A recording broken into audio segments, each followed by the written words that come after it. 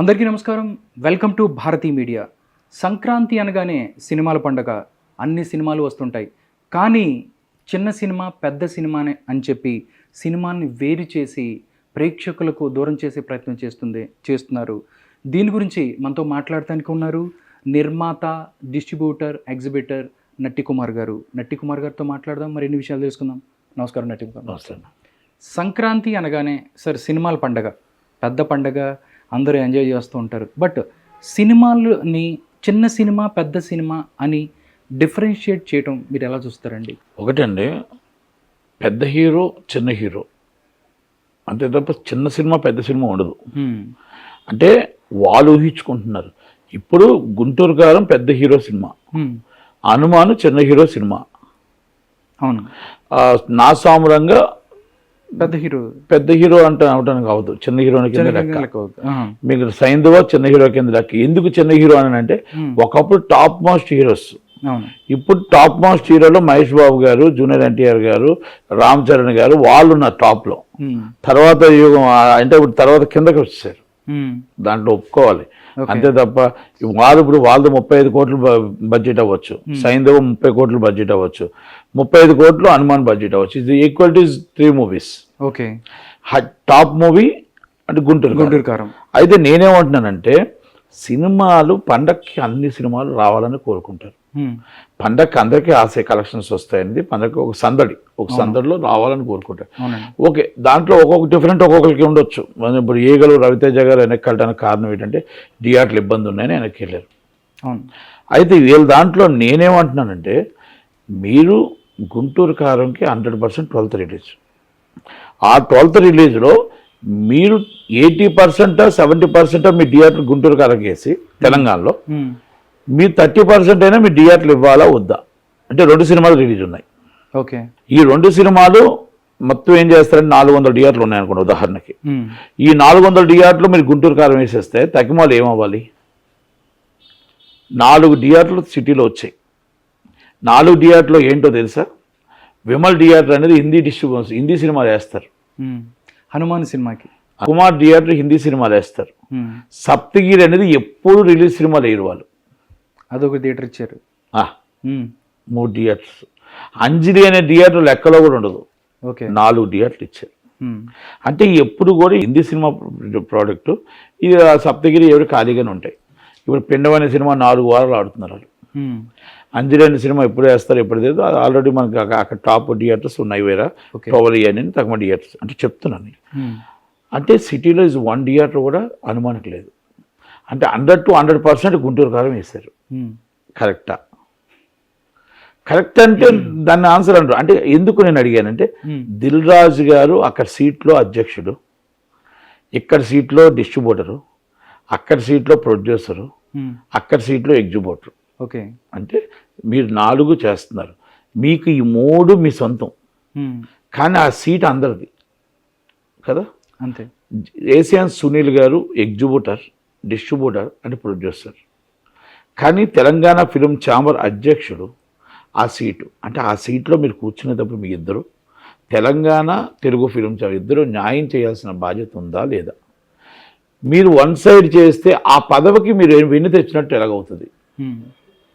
నాకు మళ్ళా చెప్తున్నా, ఆ హనుమాన్ ప్రొడ్యూసర్ ఎవరో నాకు తెలియదు, ఆ హనుమాన్ ప్రొడ్యూసర్ తాలూకాలు ఎవరో నాకు తెలియదు, కానీ ఇది కరెక్ట్ కాదు. అంటే మామూలుగా చేస్తే మా జనాలు చూస్తున్న పద్ధతి ఇది కరెక్ట్ కాదు. హనుమాన్ అవ్వచ్చు, లేకపోతే నా సినిమా అవ్వచ్చు, రేపు మీ సినిమా ఇంకో సినిమా అవ్వచ్చు. ఇది కరెక్ట్ కాదు, వన్ సైడ్ వెళ్ళడం అనేది మనం చెప్తున్నాం. దాంట్లో 30% కంపల్సరీ సినిమా థియేటర్లు ఇవ్వాలి. ప్లస్ మళ్ళా సైంధవ వస్తుంది, సైంధవాకి మళ్ళీ కొన్ని థియేటర్లు ఇవ్వాలి. 20% ఎంతో మళ్ళీ మీరు నా సామరంగా 20% 30% అంటే ఈక్వాలిటీ ఇవ్వాలి. మీరు పెట్టుకోండి. ఈ 50%లో ముగ్గురికి పంచండి, 50% గుంటూరు కారం పెట్టుకోండి. ఫస్ట్ మీరు 70 పెట్టుకోండి, సెకండ్ డే మీరు 60 పెట్టుకోండి, మీరు హనుమాన్ 20 పెట్టండి, థర్డ్ డే వచ్చి మీరు 50 పెట్టుకోండి, మీరు హనుమాన్ 15 పెట్టండి. ఓకే, అంటే ఈక్వల్ చేసుకోండి. అంతే తప్ప మీరు వచ్చి ఇప్పుడు 3 థియేటర్లు బియ్యం ఉన్నాయి కానీ 1 థియేటర్ ఇవ్వకుండా సినిమా వేయడం అనేది కరెక్ట్ కాదు అనేది అంటే కనబడుతుంది. కాబట్టి దానికి చెప్పండి. సార్, గత కొన్ని సంవత్సరాలుగా చూస్తున్నాను సార్, నేను మనసులో మాట్లాడదా గత కొన్ని సంవత్సరాలుగా చూస్తాను. ఇలాగే చిన్న సినిమాలు నిర్మాతల తరపు నుంచి మీరు మాట్లాడుతూనే ఉన్నారు. ఎప్పుడు ఇలాంటి ఇష్యూస్ వచ్చినా చిన్న సినిమా, పెద్ద సినిమా అని, చిన్న హీరో, పెద్ద సినిమా అని ఇలా తేడా చూపినా ప్రతిసారి నట్టికుమార్ వస్తారు. నట్టికుమార్ మాట్లాడతారు. కానీ జరగాల్సింది, చేయాల్సింది వాళ్ళు చేస్తూనే ఉన్నారు. దీని ఏముంటారు సార్ దీని గురించి?